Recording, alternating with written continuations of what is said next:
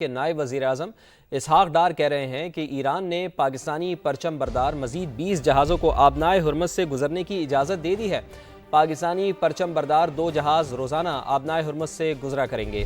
ایران کا اقدام خوش آئند اور امن کی نوید ہے، خطے میں استحکام لانے میں مددگار ثابت ہوگا۔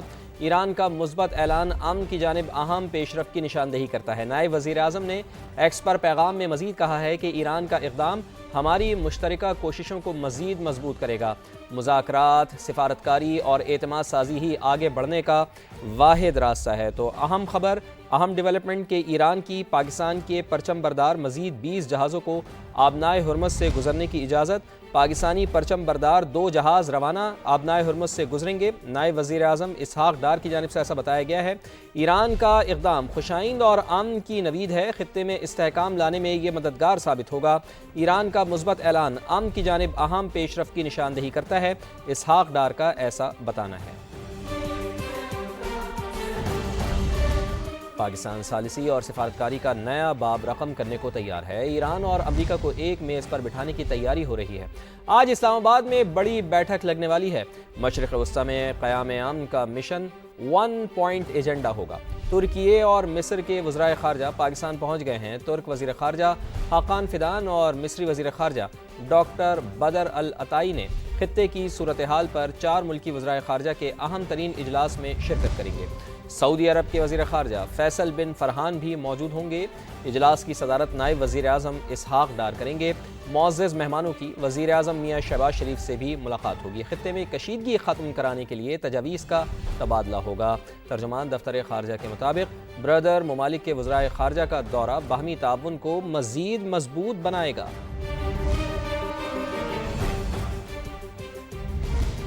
اس کے ساتھ ساتھ آپ کو یہ بھی بتائیں کہ نائب وزیر اعظم اسحاق ڈار کا ایران کے وزیر خارجہ سے ہوا ہے ٹیلی فونک رابطہ۔ دونوں رہنماؤں کا علاقائی صورتحال پر تفصیلی تبادلہ خیال۔ مذاکرات دیر پا امن کے لیے واحد قابل عمل راستہ ہیں، اسحاق ڈار کا ایسا کہنا ہے۔ پاکستان امن کوششوں کی حمایت کرتا ہے۔ نائب وزیر اعظم نے کشیدگی میں کمی کی ضرورت پر زور بھی دیا ہے۔ تو نائب وزیر اعظم اسحاق ڈار کا ایران کے وزیر خارجہ سے ہوا ہے ٹیلی فونک رابطہ۔ دونوں رہنماؤں کا علاقائی صورتحال پر تفصیلی تبادلہ خیال ہوا ہے۔ مذاکرات دیر پا امن کے لیے واحد قابل عمل راستہ ہیں۔ پاکستان امن کوششوں کی حمایت کرتا ہے۔ نائب وزیر اعظم نے کشیدگی میں کمی کی ضرورت پر زور بھی دیا ہے۔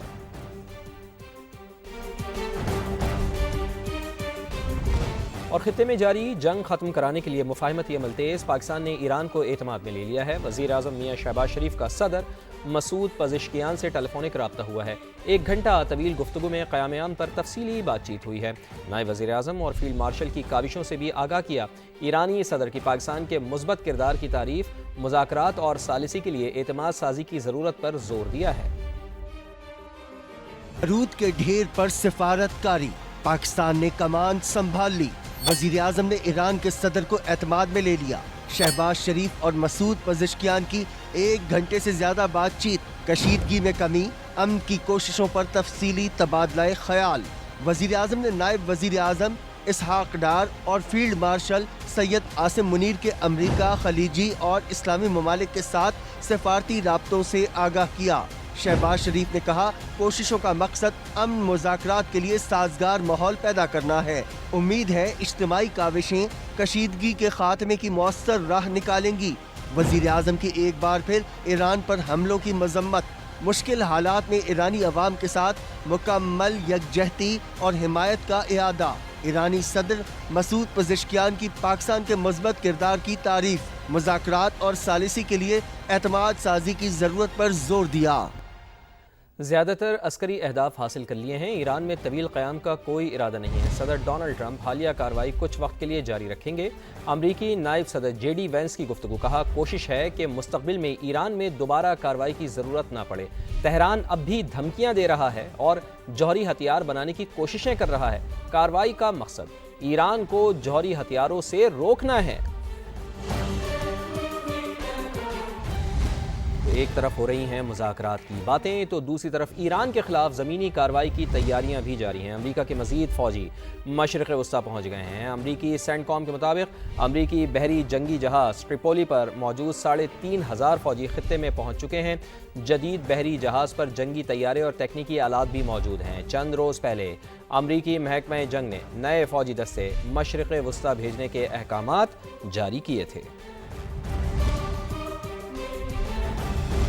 تو جناب، خطے کے ممالک سلامتی چاہتے ہیں تو اپنی سرزمین جنگ کے لیے استعمال ہونے نہ دیں۔ ایرانی صدر کی ایک بار پھر وارننگ۔ سوشل میڈیا پیغام میں کہا ہے کہ بار بار بتا چکے کہ ایران حملوں میں پہل نہیں کرتا، اگر بنیادی ڈھانچے یا اقتصادی مراکز کو نشانہ بنایا گیا تو بھرپور جواب دیں گے۔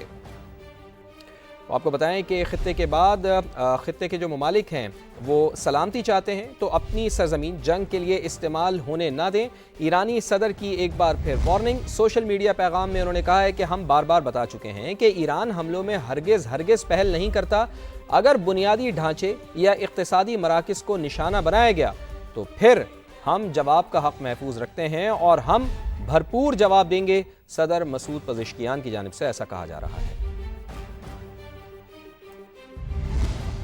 ایران کا دشمن پر ایک اور تگڑا وار، حملوں کی 85ویں لہر داغ دی ہے۔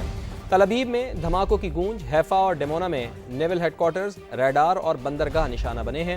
بن گوریان ایئرپورٹ پر ایندھن کا ذخیرہ بھی ٹارگٹ۔ تازہ حملوں میں ایک اسرائیلی ہلاک، 150 سے زائد زخمی۔ مشرق وسطیٰ میں امریکی تنصیبات بھی ایران کے نشانے پر ہیں۔ ایرانی فوج کا دبئی میں 500 سے زائد امریکی فوجیوں کو نشانہ بنانے کا دعویٰ۔ کہا، ٹرمپ کو سمجھنا ہوگا کہ خطہ امریکی فوجیوں کا قبرستان بنے گا۔ ابوظہبی میں میزائل اور ڈرونز کا ملبہ گر جانے سے 5 افراد زخمی ہوئے ہیں۔ خلیفہ اکنامک زون میں 2 مقامات پر آگ بھڑک اٹھی ہے۔ سعودی عرب میں سلطان ایئر بیس پر امریکہ کو بڑا نقصان ہوا ہے۔ کئی ریفیولنگ طیارے متاثر ہونے کا انکشاف ہوا ہے۔ 12 امریکی اہلکار زخمی ہوئے ہیں۔ عراقی مزاحمتی تنظیم کا اردن میں متعدد ایئر بیسز کو نشانہ بنانے کا دعویٰ۔ عمان کی سلالہ بندرگاہ پر ڈرون حملہ، ڈنمارک کی شپنگ کمپنی نے آپریشن معطل کر دیا ہے۔ اور خلیجی ممالک پر ایران کے حملے ناقابل قبول۔ ہمیں یہ نہیں بھولنا چاہیے کہ جنگ کس نے شروع کی۔ ترک انٹیلیجنس چیف ابراہیم قالین کا بیان۔ کہا، جنگ اسرائیل نے شروع کی، ہمیں اس پر دباؤ بڑھانے کی ضرورت ہے۔ تنازع کو علاقائی جنگ میں تبدیل ہونے سے ہمیں روکنا ہوگا۔ تو آپ کو بتائیں کہ خلیجی ممالک پر ایران کے حملے ناقابل قبول ہیں۔ ہمیں یہ نہیں بھولنا چاہیے کہ جنگ کس نے شروع کی ہے۔ ترک انٹیلیجنس چیف ابراہیم قالین کا بیان سامنے آیا ہے۔ انہوں نے کہا ہے کہ جنگ اسرائیل نے شروع کی ہے اور ہمیں اس پر دباؤ بڑھانے کی ضرورت ہے۔ تنازع کو علاقائی جنگ میں تبدیل ہونے سے ہمیں روکنا ہوگا۔ اس کے ساتھ ساتھ آپ کو یہ بھی بتائیں کہ ایک طرف مذاکرات تو دوسری طرف درندگی بھی جاری ہے۔ امریکہ اور اسرائیل کے ایران کے مختلف مقامات پر حملے۔ تہران میں 10 شہری شہید ہو گئے ہیں۔ بمباری سے یونیورسٹی کی 97 سال پرانی عمارت کو شدید نقصان پہنچا ہے۔ تعلیمی سرگرمیاں معطل ہیں۔ اصفہان میں بھی اسرائیل کے حملے، ایک بچی کو ملبے سے معجزانہ طور پر زندہ نکال لیا گیا۔ وہ شہر میں حملے میں ایک ہی خاندان کے 4 افراد شہید ہو گئے ہیں۔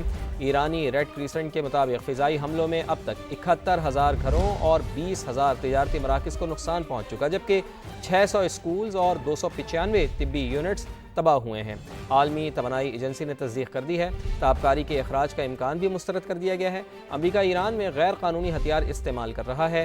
واشنگٹن پوسٹ نے یہ انکشاف کیا ہے۔ لکھا، 3 دہائیوں بعد پہلی بار فضا سے لینڈ مائنز گرائی گئی ہیں۔